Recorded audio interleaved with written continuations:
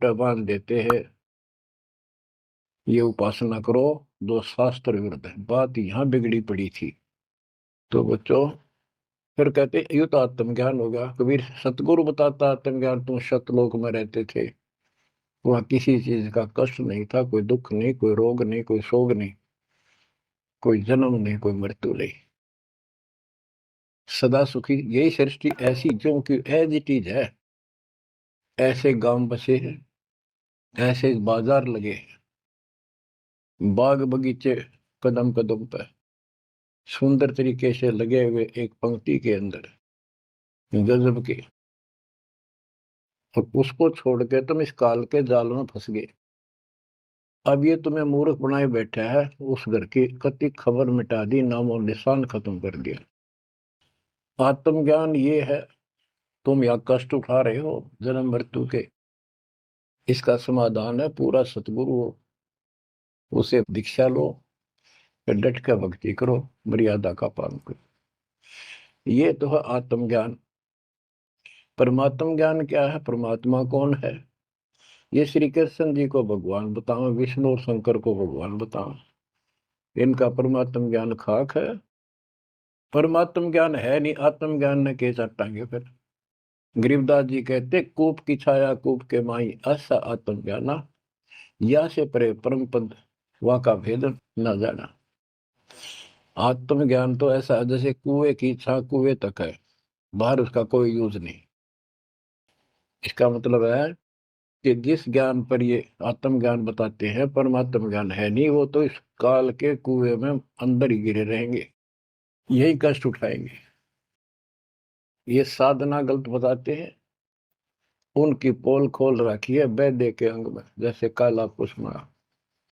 बच्चों, फिर बताया जाता है कि कोट जन्म तन भर मत होगे। परमात्मा जगह जगह खड़े होकर रोया करते थे हमारे लिए, और कुछ आकर्षित भी होते थे। कोयल के बच्चे तो लाग ही जाते हैं, वो डटते ही नहीं, उनको तुरंत प्रभाव हो जाता है, सचमुच भक्ति करनी चाहिए। इस प्रकार मान लेके 64 लाख से सो गए थे 700 साल पहले। इस ज्ञान को तो सिर्फ इतना सुनते थे कि सचमुच जो कह रहे हैं बात सच्ची है, मर जावांगे। ये वाणी ऐसी है, सीधी फोड़ देती है आत्मा के मैल को। फिर सुख होने शुरू हो जाते थे दाता का नाम लेते ही, इसलिए चिपकते चले गए। दाता भी चाहते थे, परमात्मा भी, कि इनका अपनी कलम चढ़ा दूं एक बार बस, इन पार तो होना नहीं। कलम चढ़ा गए दाता उस समय 64 लाख का। वो 64 लाख कुछ भक्ति करी उन्होंने, बहुत अच्छी, परमात्मा काफी संग रहे।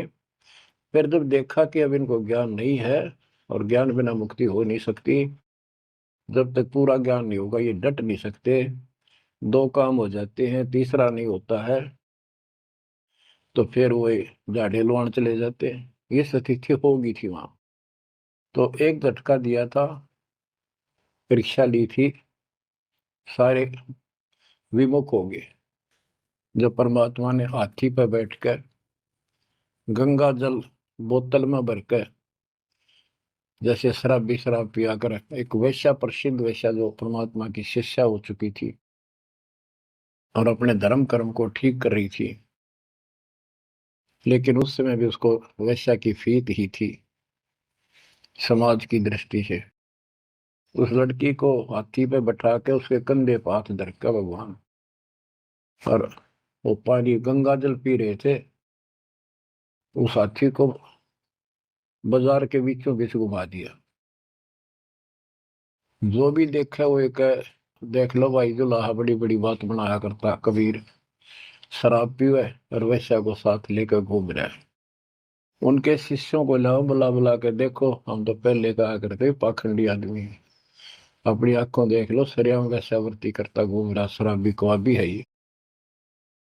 जो भी देखे वही कहते, मैं तो कभी कभी जाया करता, मन तो जाना ही छोड़ रखा है वह।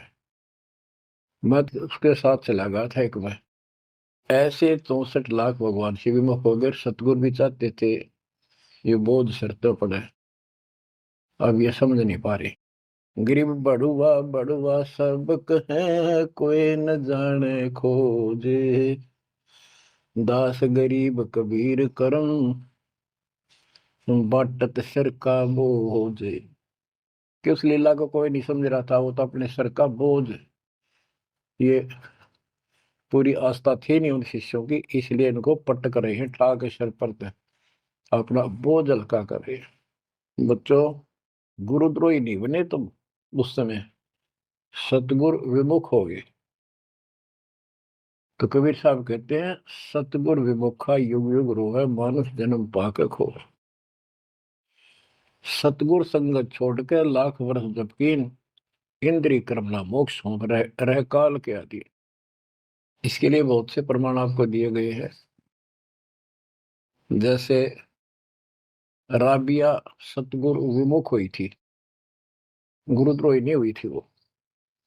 4 साल दाता ने कितनी मेहनत करके उस बेटी के लिए, फातिमा के लिए, उनकी भेड़ बकरियां के बीच में बैठ के उस बदबू में उस प्यारी आत्मा जो दलदल में फंसी पड़ी थी, राबिया को ज्ञान सुनाया, बेटी अल्लाह खुदा की भक्ति करनी चाहिए, ये जीवन थोड़ा ही है, इसमें कभी भी मृत्यु हो जाएगी, फिर पता नहीं कहाँ जन्म होगा।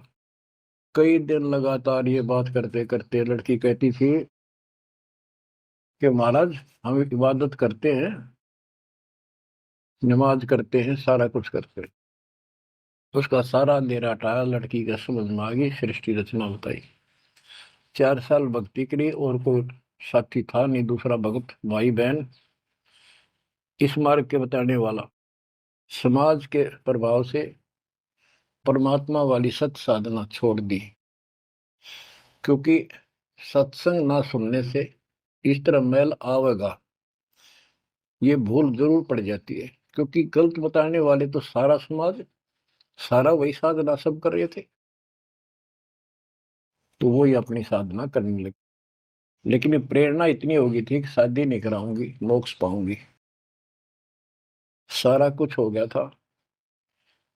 लेकिन माता पिता को टेंशन होगी कि लड़की को घर पर नहीं रख सकते, तो कह दिया बेटी या तो निकाह करा ले, नहीं तो अब दोनों मराएंगे। लड़की ने विचार कर लिया कि माता पिता की हत्या का दोष मुझे लगेगा, इसलिए यस कर देती हूँ, अपने पति से बात करूंगी। निकाह करने की यानी शादी की हाँ भर ली और ब्याह हो गया, अपने पति के घर चली गई। वो एक अच्छा अफसर था, साहब था, नेक आत्मा था। राबिया ने स्पष्ट कर दिया, बात सुनो मेरी, मैं भक्ति करना चाहती हूँ और मैं संतान उत्पत्ति नहीं करूंगी। अगर आपने जोर जबरदस्ती कर दी तो मैं फांसी खा के मरूंगी, ये फाइनल सुन लो। उसके पति ने कहा कि एक बात बता राबिया, जब निकाह हुआ आपने स्वयं कबूल किया था, मैं निकाह कबूल करती हूँ। मुसलमानों के अंदर एक विशेष बात है कि लड़का लड़की चाहेंगे तो ब्याह होगा, ना हुआ नहीं। तो तेने उस समय कबूल क्यों किया था? राबिया बोली, मेरी मजबूरी थी, समाज का दबाव था मेरे माता पिता पर। मेरे माता पिता ने शर्त रख दिया तो शादी करा ले, नियम दोनों मरेंगे, तो इसलिए मैंने शादी कर ली। ये आप पर फैसला है, वहां तक 2 मरे थे, भी आ 1 मरेगी, मैं भक्ति करूंगी, ये मेरा फाइनल फैसला है। तो समझदार था मुसलमान, कई कई शादी कर लेते हैं, उसको इसकी कोई समस्या नहीं थी, परमात्मा की दया से गुजारा भी खूब था। वो बोला, राबिया बात सुन ले, जैसा समाज का दबाव तेरे ऊपर था, तेरे माता पिता पर, ऐसा समाज मेरा भी है, और यहाँ मुझे भी जवाब देना भारी हो जाएगा अगर तू इधर उधर जाओगी। तो जाइए भक्ति के लिए, इसलिए घर में रहेगी, मेरी तरफ से मेरी बहन होगी, संसार की दृष्टि में मेरी पत्नी बढ़कर रहना होगा। राबिया ने कबूल कर लिया, यस कर दी। उसने अपने और विवाह करा लिया। जब वो होगी 50 साल के ऊपर, हज करने चली, उसके पति ने कहा, आपके लिए मैं गाड़ी घोड़ा ऊंट तैयार करवा देता हूँ, अरे जाओ। बहुत खुशी की बात है, मुझे पुण्य मिलेगा आपके सहयोग में। वो कहने लगी मैं पैदल जाऊंगी। यानी भावना अलग होती है भगत की, या धार्मिकता रंगी हुई होती है पिछले जन्मों की। वो चल पड़ी, पैदल चल पड़ी। रेगिस्तान ज्यादा होते थे उस टाइम, सभी जगह सूखे पड़ते थे। मक्का में चली, मक्का के राह पे काफी सफर तय करने के बाद एक कुआं आया। उस कुएं पे ना बाल्टी थी, ना कोई रस्सी थी। वो लगता था उसमें गिर गई थी। उधर एक कुतिया बहुत प्यासी थी, प्राण जानने हो रहे थे उसके। राबिया को समझते देर नहीं लगी। वह कभी राबिया के पैरों में आवे, कभी कुएं की तरफ जावे। बहुत बुरा हाल था उसका। उसके छोटे छोटे बच्चे भी थोड़ी सी दूरी पर विलख रहे थे। उस पुण्यात्मा ने धार्मिकता भर दी थी दाता ने उसमें। अपने सिर के बाल पाड़े, उसकी रस्सी बांटी, 5-5 4-4 बाल लेकर, और लंबी रस्सी गांठ डाला का बना के अपने कपड़े उतार के उस रस्सी के कपड़े बांध गए। पहले मोटे मोटे कपड़े होते थे सूत के, और वो बहुत पानी सोख लेते थे। कुएं में बाल्टी की तरह डाले, बाहर लाकर उनको नचोड़ा। एक मटके का केकरा सा पड़ा था, टुकड़ा फूटा हुआ, उसमें पानी भरती गई। कुतिया पी गई 2 किलो पक्का पानी, और पी कर चली गई। अब उसने अपने कपड़ों से, गिल्ले कपड़ों से सिर का ब्लड साफ किया, और झाड़ झूड़ के कपड़े, गर्मी के दिन थे, ठीक सा मौसम था, वो कपड़े निचोड़ कर पहन लिए और सफर पर चलने को तैयार हुई। इतने में वो मक्का मकान उठ गए, वो महल मंदिर, वो कब्बा उठ गए और कुएं के साथ आकर लग गया, जैसे प्लेटफार्म पर ट्रेन आकर लगती है।